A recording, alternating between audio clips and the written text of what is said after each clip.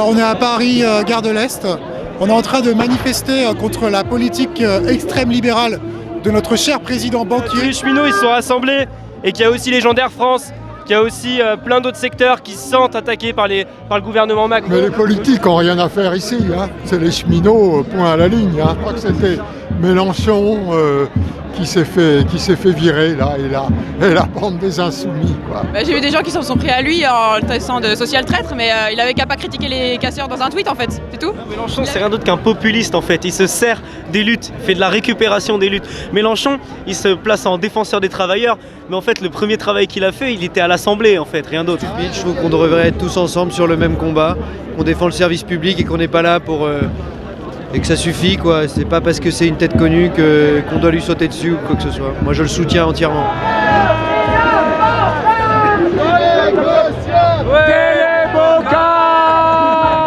Le statut des cheminots c'est un symbole de l'attaque de la fonction publique. Voilà. Je travaille à la SNCF depuis 2 ans. Je touche 1 500 € par mois, net, sachant que je travaille les nuits, les jours fériés. Le matin, à 6h du matin, je commence et le soir, je peux finir jusqu'à 22h. C'est pas le problème, on sait très bien que c'est pas le problème, c'est une excuse qui est utilisée par Macron pour attaquer tout le monde et surtout pour diviser les travailleurs entre eux. Et je dis à Macron, on les aura, les capitalistes, on les pendra. Ne cédez pas, monsieur Macron, on espère que vous ne céderez pas. Chez Macron, les réformes sont ultra-libérales. C'est une casse sociale. Macron destitution, Macron je t'emmerde. Moi personnellement je suis un art, donc les partis politiques je les conchis. J'ai pas besoin de personne, qui veulent être calife à la place du calife. Moi ce que je veux c'est abolir le califat. Parce que je suis anarchiste et je soutiens toutes les grèves. Je suis contre Macron, je suis contre ce gouvernement. Je me revendique pas anarchiste, mais l'anarchie c'est un point de vue que je respecte. Et moi je serais plus socialiste à des tendances communistes on peut dire. L'anarchie c'est l'ordre. L'anarchie c'est l'ordre dans la mesure où on est chacun responsable de cet ordre. Ça a été beaucoup trop diabolisé pendant beaucoup trop d'années. C'est tout ce que je pense. Mais l'anarchie, c'est pas que du bordel. Le bordel, c'est la première pensée de l'anarchie. Mais quand on y pense plus sincèrement, l'anarchie, c'est chacun s'occupe de soi-même. C'est l'autonomie pour chacun et c'est chacun qui est responsable de soi-même et de sa collectivité. En vérité, ce système-là, ce serait un peu comme chaque personne serait son propre pays en fait. Et chaque personne, si une personne s'isole comme un ermite, et ben c'est de l'anarchie en quoi, parce qu'il s'occupe de lui-même, il s'occupe en dehors des autres. Alors que justement, l'anarchie, comme on est en société, c'est que dans la société, chacun se respecte. Et du coup, l'anarchie, c'est le point final. L'anarchie, ça implique d'être adulte, d'être effectivement un être autonome et libre. Et à partir de ce moment-là, on va traiter avec d'autres personnes qui sont également libres. Et ma liberté s'étend quand la leur s'étend et inversement. Moi, je ne suis pas anarchiste.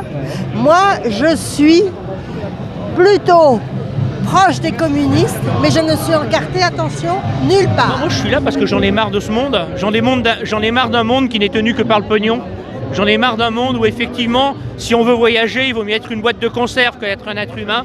J'en ai marre d'un monde où on est plus considéré quand on a un billet de banque que quand on est un enfant qui a faim. J'en ai marre d'un monde où effectivement on nous parle de prise d'otage en nous camouflant le fait qu'on est pris en otage depuis des générations et des générations par le système financier.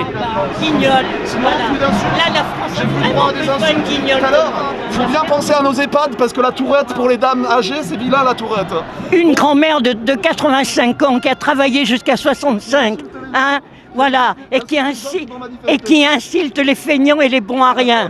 La feignantise n'est pas forcément une insulte, ça va. C'est totalement ridicule. Si on ne lutte pas, on ne peut pas changer les choses. Hein. L'autre jour, dans la manif, il y avait une dame qui avait un petit panneau sur lequel il y avait écrit quand tout sera privé, on sera privé de tout.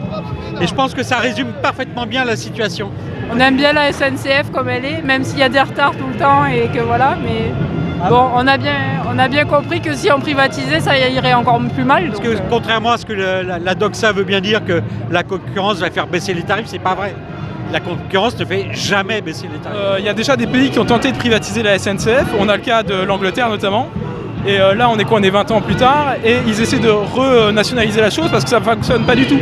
Genre c'est parce que la SNCF est publique qu'on peut avoir des petites lignes, notamment genre je sais pas Albi-Nocelle où il y a peut-être 2 personnes dans le wagon mais ça permet de désenclaver des petits villages comme ça. Et si on privatise, il n'y aura plus uniquement que des grandes lignes et plus ces petites lignes qui permettent de désenclaver les territoires.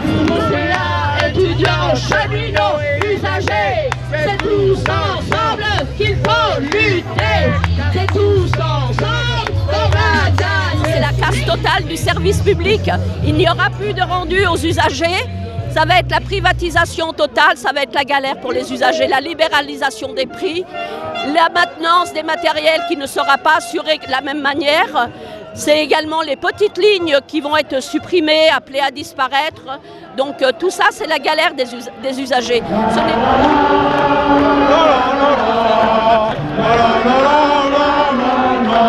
Les cheminots, ils se battent pas que pour eux, mais ils se battent pour tout le monde. Avoir un train, pouvoir se déplacer, c'est la base.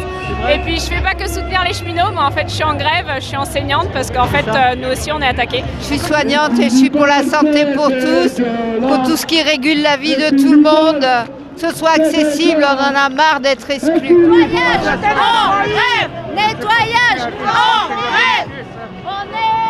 Il y a beaucoup de travailleurs qui regardent la SNCF parce qu'ils savent que ça peut être le point de départ pour un mouvement de masse en France.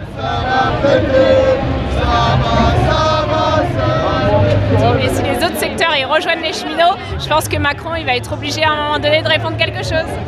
Quand elle monte dans la rue, la colère. Quand elle marche dans la rue, la colère n'a que ses points. Grève illimitée, grève illimitée, grève illimitée.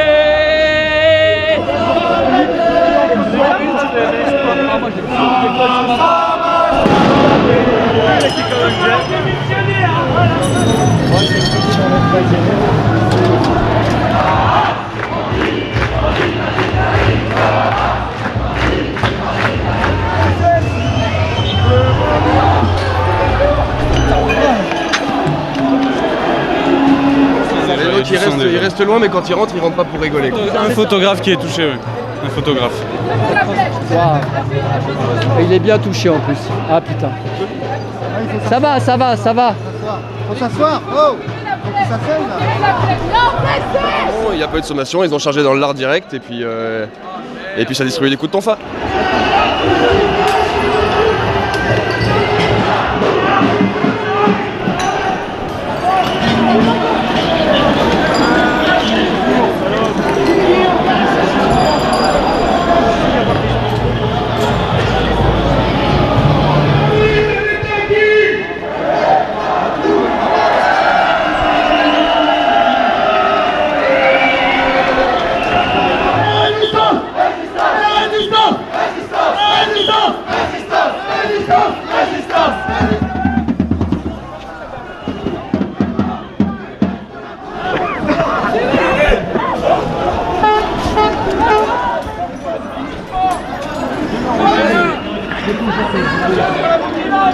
Essaye de calmer les gens, c'est un force.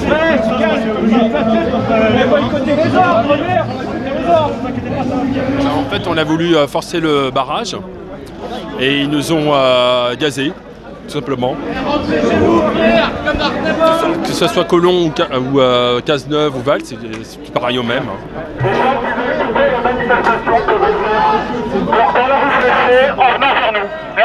Vous sortez par là. Vous tournez à droite.